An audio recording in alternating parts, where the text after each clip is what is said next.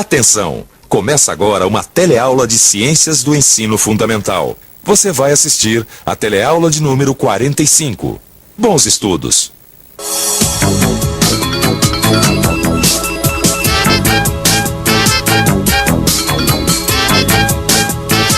Nós já aprendemos em outras teleaulas que toda energia que a gente precisa vem dos nutrientes presentes nos alimentos, é o nosso combustível. Então tudo que a gente faz, estudar, jogar futebol, até cozinhar, precisa da energia que a gente tira dos alimentos. Oi, Maria. Oi. Cheirinho bom. Qual que é o cardápio de hoje? Ó, é uma comidinha bem caseira, viu? É? Tem arroz, Olha. feijão, Ai, que gostoso. Que mais? couve refogadinha, Delícia. fritas e bife, que eu vou deixar pra fritar depois, senão esfria, né? É. Que tal? Gostou? Ah, uma delícia. É o que eu precisava pra me abastecer. Porque hoje eu vou ter um dia duro pela frente, viu? Pra se chegar nesses alimentos que a gente come hoje, o homem teve que desenvolver várias técnicas de melhoramentos de plantas e animais. E é justamente isso que a gente vai estudar na nossa teleaula de hoje. Vamos conhecer melhor como acontece a reprodução dos seres vivos e ver que numa mesma espécie existem algumas variedades diferentes decorrentes de mutações. Também vamos entender como o homem consegue melhorar a qualidade e a produtividade dos alimentos.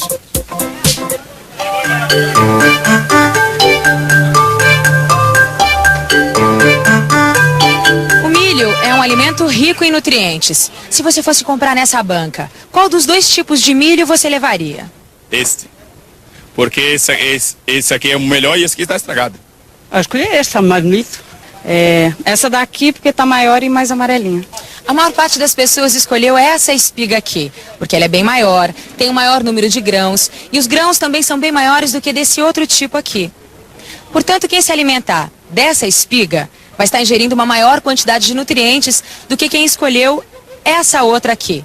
Preste atenção, escolha bem os alimentos na hora que você for comprar. Pois é.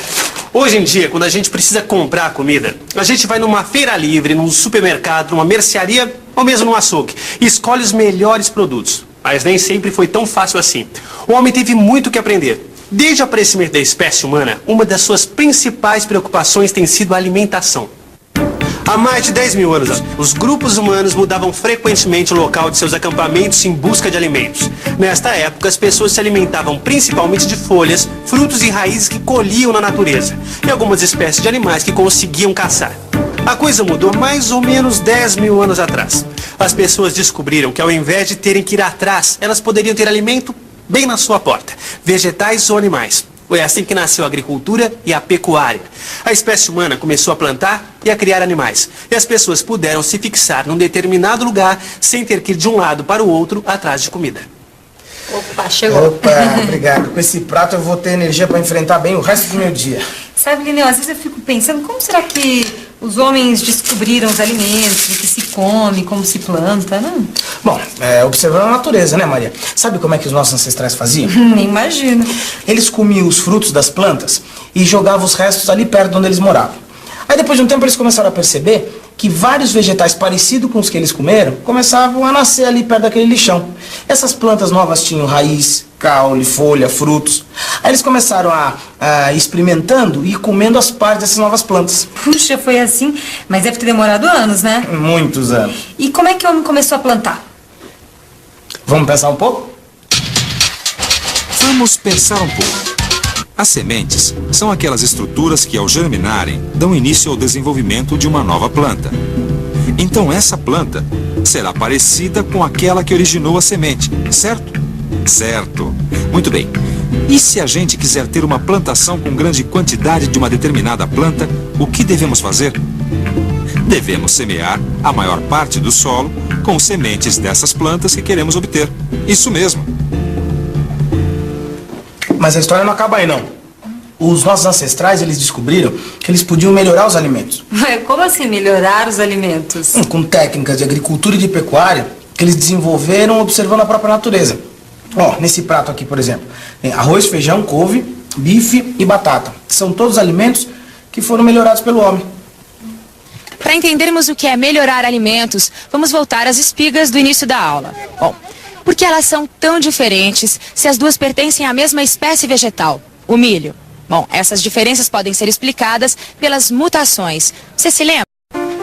Geralmente os filhos nascem parecidos com os pais, mas algumas vezes podem nascer indivíduos com características novas que não estavam presentes em seus pais. Isto faz com que se aumente a variação dentro de uma mesma espécie. É por isso que nós encontramos espigas tão diferentes. São duas espigas de variedades diferentes, mas são variedades da mesma espécie. Na verdade, o milho que nós encontramos hoje é diferente do milho que era cultivado pelos primeiros agricultores. Naquela época, o milho era mais parecido com essa espiga aqui, olha. Eram pequenas as espigas e com grãos pequenos e duros. Pois é, o homem não se limitou a ter o alimento próximo ao local onde vivia, não.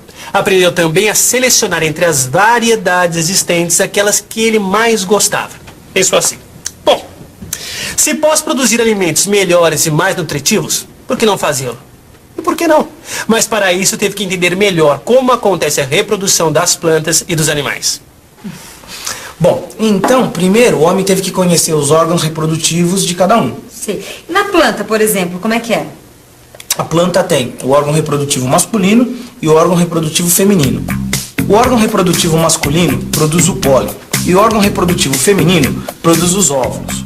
O pólen transporta pequenas estruturas masculinas que entram no órgão reprodutor feminino e encontram o óvulo. Dessa união surge a semente. Depois essa semente vai desenvolver uma planta parecida com os pais, ou seja, vai ser semelhante à planta que doou o pólen e àquela que doou o óvulo. Bom, pensando bem que o ser humano não é muito diferente, né? Porque tem o pai, tem a mãe, e o neném sempre nasce assim, parecido um pouquinho com a mãe, um pouquinho com o pai, não é? É, nos animais também é assim. É necessário que as estruturas sexuais masculinas, conhecidas como espermatozoides, se encontrem com as femininas, chamadas de óvulos. A partir dessa união, vão se formar os filhos dos animais. Esses filhotes, assim como nos vegetais, também vão ter características de ambos os pais. Aquele que doou o espermatozoide e aquele que o recebeu. Partindo disso, então, eu poderia escolher casais que dessem filhos mais apetitosos? Exatamente. Foi isso que os nossos ancestrais fizeram e é isso que continua sendo feito até hoje. Observando que os filhos são parecidos com os pais, os agricultores e os pecuaristas, eles passaram a escolher os casais que reproduzissem alimentos melhores, tanto de plantas quanto de animais. Alimentos melhorados pelo homem. Você saberia me dizer uma característica de alimento que foi melhorada pelo homem? Aumentou a produtividade, né? As galinhas botam muito mais do que antigamente, né? Hoje eu acho que cada laranja produz mais suco. Eu acho que hoje as frutas são muito mais resistentes aos insetos.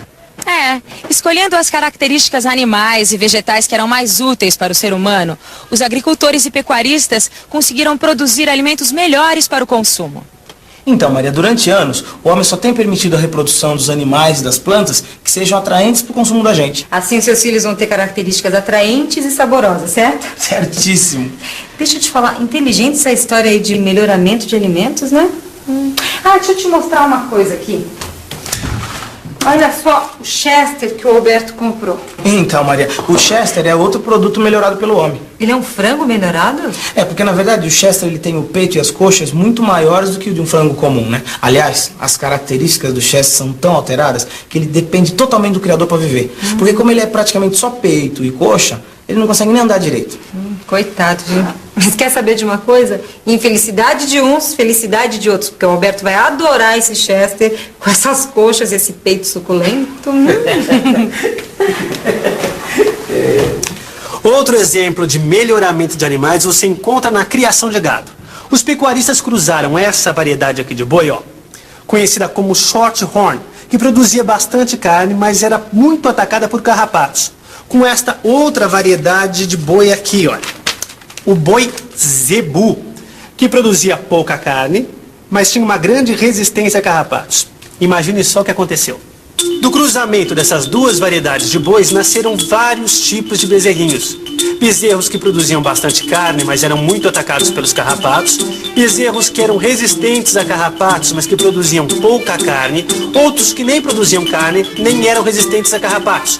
E um tipo que produzia muita carne e era resistente a carrapatos. Qual você escolheria para criar? Sem dúvida, esse último tipo é muito mais interessante para o consumo humano. Então, o que os pecuaristas fizeram? passaram a usar para a reprodução nos currais apenas animais desse tipo. Sabe o que aconteceu?